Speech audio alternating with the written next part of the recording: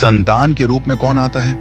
पूर्व जन्म के कर्मों से ही हमें इस जन्म में माता पिता, भाई बहन, पति पत्नी, प्रेमिका, मित्र शत्रु, सगे संबंधी इत्यादि संसार के जितने भी रिश्ते नाते हैं सब मिलते हैं, क्योंकि इन सबको हमें या तो कुछ देना होता है या इनसे कुछ लेना होता है। वैसे ही संतान के रूप में हमारा कोई पूर्व जन्म का संबंधी ही आकर जन्म लेता है, जिसे शास्त्रों में 4 प्रकार का बताया गया है।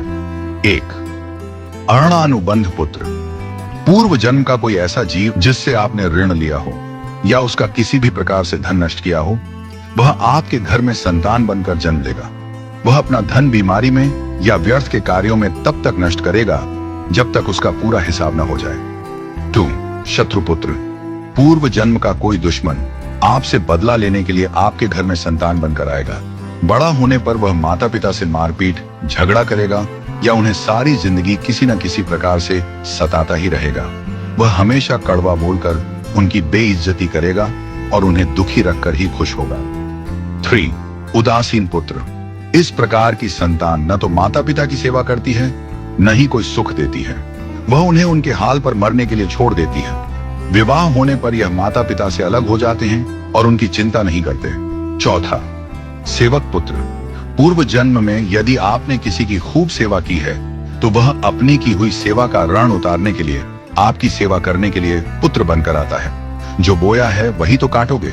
यदि अपने माता पिता की सेवा की है तो ही आपकी संतान बुढ़ापे में आपकी सेवा करेगी, वरना कोई पानी पिलाने वाला भी पास ना होगा।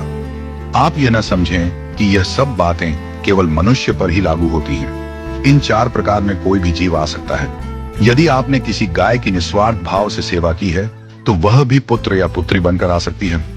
यदि आपने गाय को स्वार्थवश पालकर उसके दूध देना बंद करने के पश्चात उसे घर से निकाल दिया हो तो वह ऋणानुबंध पुत्र या पुत्री बनकर जन्म लेगी। यदि आपने किसी निर्दोष जीव को सताया है तो वह आपके जीवन में शत्रु बनकर आएगा।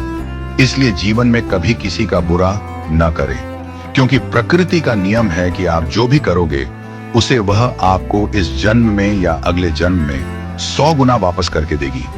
यदि आपने किसी को 1 रुपया दिया है तो समझो आपके खाते में 100 रुपया जमा हो गए हैं। यदि आपने किसी का 1 रुपया छीना है तो समझो आपकी जमा राशि से 100 रुपये निकल गए। जरा सोचिए, आप कौन सा धन साथ लेकर आए थे और कितना साथ लेकर जाओगे? जो चले गए वे कितना सोना चांदी साथ ले गए। मरने पर जो सोना चांदी, धन दौलत बैंक में पड़ा रह गया, समझो वह व्यर्थ ही कमाया। औलाद अगर अच्छी और लायक है तो उसके लिए कुछ भी छोड़कर जाने की जरूरत नहीं है, वह खुद ही कमा लेगी।